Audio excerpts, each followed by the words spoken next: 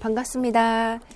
오늘은 지난 시간에 이어서 여러분들이 반드시 알아야 될 파트 두 가지를 할게요. 하나는 수학 교육학의 발달, 그리고 그 발달에 영향을 받은 우리나라의 수학 교육 과정사. 이제 본격적으로 수학 교육학을 공부하게 됐는데요. 지난 시간에 뭐 했는지 잠깐만 점검해 볼까요?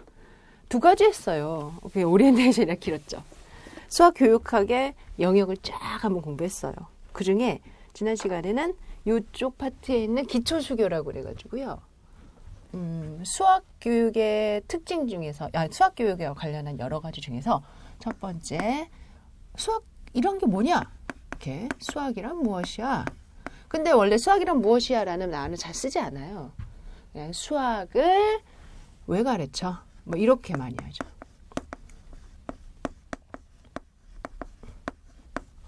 목적. 그래서 네 가지. 뭐 실, 정, 심, 문. 맞죠?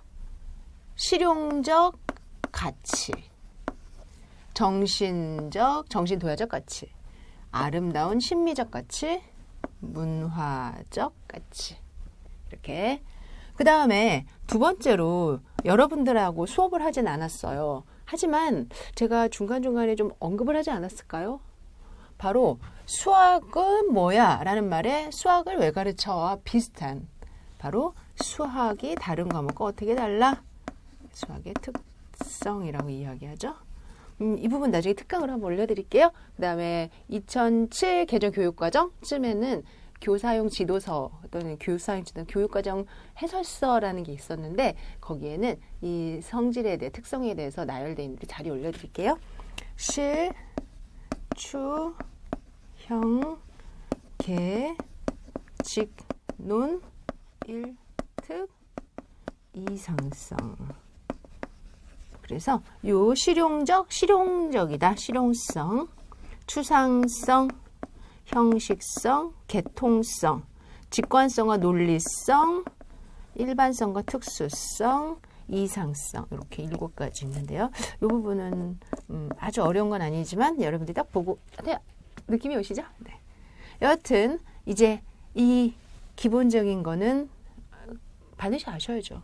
그 이후에 오늘 해야 될 부분부터 이제 메인입니다. 지난 시간에 잠깐 얘기했지만 수학을 가르친다.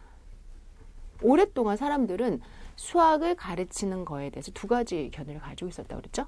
하나는 수학을 가르치는 거잖아요. 그러니까 수학이 메인이냐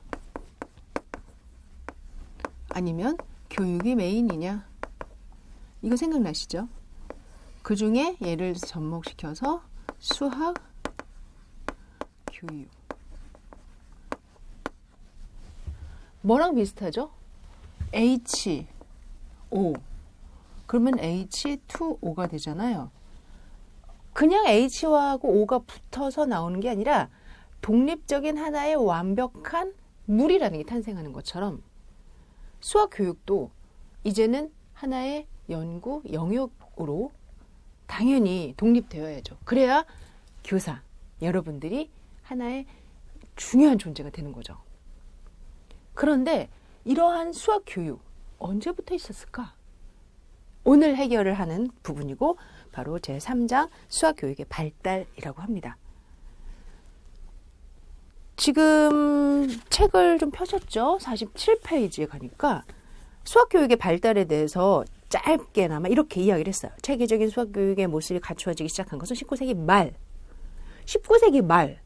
그럼 지금은 여러분들 몇 세기에 사세요? 21세기? 그렇죠. 2016 어쩌고저쩌고 이렇게 얘기하면은 21세기예요. 그럼 2000 얼마 그러면 1900 얼마 그러면 20세기죠. 그러면 19세기 말이라고 하면 1800, 그러니까 결국은 한 100년 좀 넘은 것 같아요. 맞습니다. 결국 수학 교육은 수학이다, 교육이다, 이러한 논의 없이도 충분히 가르칠 수 있는 영역으로서 오랫동안 유지가 되었어요. 언제까지? 19세기 말까지. 그러다가 20세기 초에 드디어 아니야, 수학 교육도 사실은 중요하지. 그냥 무조건 아무나 가르치는 게 아니지라는 주장을 하게 됩니다. 우리 이 두 세기를 좀 명칭화할 건데요. 여기 바로 밑에 19세기 말 이후 수학교육의 발달 과정을 20세기 초에 수학교육 근대화운동. 그래요. 여기다가 수학교육 무슨 운동? 근대화운동. 이렇게 쓸게요. 그리고 또 20세기 중반에 수학교육 현대화운동. 좋아요. 20세기 중반에 수학교육 현대화운동.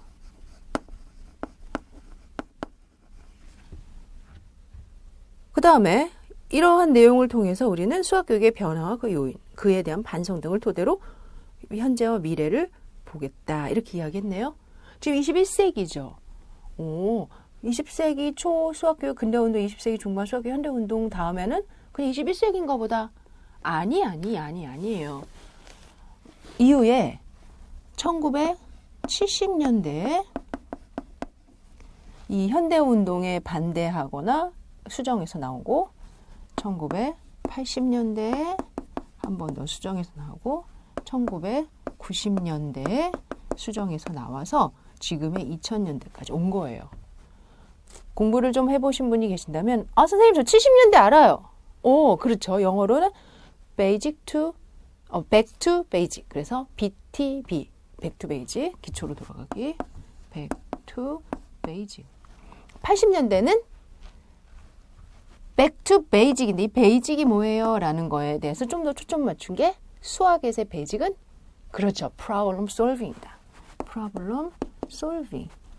그리고 90년대가 되니까 사실 90년대면 여러분들도 굉장히 근저 아닌가요? 맞아요. 제가 94학번이니까 90년대는 뭐 거의 저의 동무대였다고 해도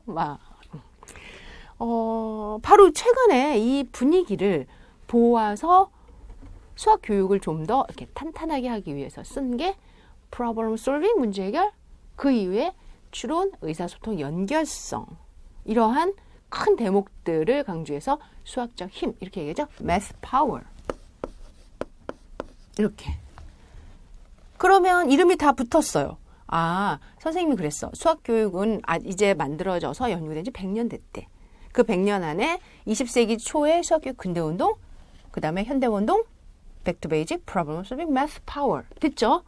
그러면 19세기 말까지는 그냥 수학 가르쳤나 보다 라고 얘기하겠지만 사실 그 당시에도 그냥 가르친 건 아니에요. 참고로 수학은 아무나 배우는 학문은 아니었어요. 여러분들도 아시다시피 school이라는 학교의 어원이 스콜레, 여유롭다에서 났잖아요. 그리고 그런 여유를 부릴 수 있는 사람 중에 특히 더 머리가 비상하고 철학적인 사고를 할 수 있는 사람들이 수학을 했단 말이죠. 그러니까 수학은 정말로 뛰어나고 할 사람만 했었어요. 그러다가 이제 시기가 좀 오면서 뭔가 사건이 있어서 수학을 누구나 다 공부하게 된 거죠. 여하튼 그 사건은 이제 곧 나오는 산업혁명이에요. 18세기 중반 이후에 이런 산업혁명. 그러면은 그걸 잠시 보류하더라도 19세기 말까지는 수학을 가르치는 이유는 특수한 영재를 가르치기 위해서 라기보다는 그들 나름대로 이유가 있었어요. 이제 소크라테스의 교수법에 들어가면 나오는 정신을 도야하자. 그리고 그런 걸 유클리드적 지도법 이렇게 얘기해서 유클리드 시대라고 합니다.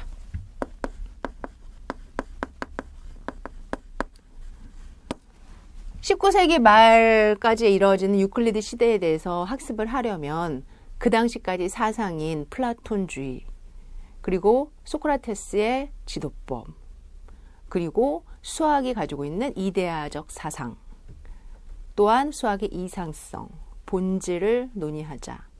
그다음에 공리, 공준, 수학은 객관적인 대상이다 등등의 아주 좀 밑에 깔려있는 상황이 많이 있기 때문에 19세기 말까지의 내용은 단순하게 여러분들이 수학을 유클리드적인 교과에 강조해서 가르쳤구나 이렇게 보시면 돼요.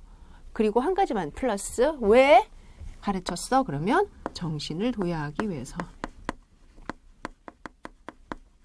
이렇게만 보고 이제 그 이후에 우리는 여기서부터 지금까지의 상황을 한번 생각해 봅시다. 추가로 우리나라의 수학 교육에 대해서도 이 이후에 뭐라고 이야기하냐면 우리나라는 조선시대였겠죠. 여기 19세기 말까지. 그러다가 이제 뭐 일본이 들어와서 무슨 갑을 어쩌고 저쩌고 잘 몰라요. 20세기 중반이면은 1950년대니까 우리나라는 1950년에 뭐가 있었죠?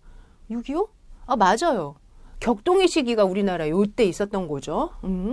그럴 때 다른 나라에서는 뭐 운동이다 해가지고 굉장히 뭔가 막 탄력을 갖고 움직이고 있었고, 최종적으로 우리나라가 스스로 수학 교육을 한 건 아니고요. 모든 교육이든 문화든 다 외국이 들어와서 이렇게 개방을 한 것처럼 연결이 되는데, 그때 1차 교육과정, 2차 교육과정이라는 그 시점이 아무래도 38선이 생기고, 그다음에 독립 이후 38선이 생기고, 유교가 있고, 휴전이 생기고, 그 다음에 이게 생겼겠죠. 맞습니다. 정확하게 우리의 교육과정은 20세기 초보다는 훨씬 한 3, 40년 뒤인 중반쯤부터 시작되지만, 영향을 받았느냐라는 말을 쓸 때는 바로 수학교육 근대운동에 영향을 받은 게 1, 2차 교육과정, 현대운동에 영향을 받은 건 3차 교육과정, 백투베이지에 영향을 받은 건 4차 교육과정, 프로블럼 솔빙에 영향을 받은 건 5, 6차 교육과정, 매스 파워에 영향을 받은 건 7차 교육과정 이후 현재까지입니다. 교육과정이라는 게 뭐예요? 교과서가 만들어질 때 뭔가 약속된 법률 같은 거죠. 현재는 2009 개정 교육과정에 따른 수학과 교육과정에 맞춰서 교과서가 학교에서 진행이 되고 있습니다.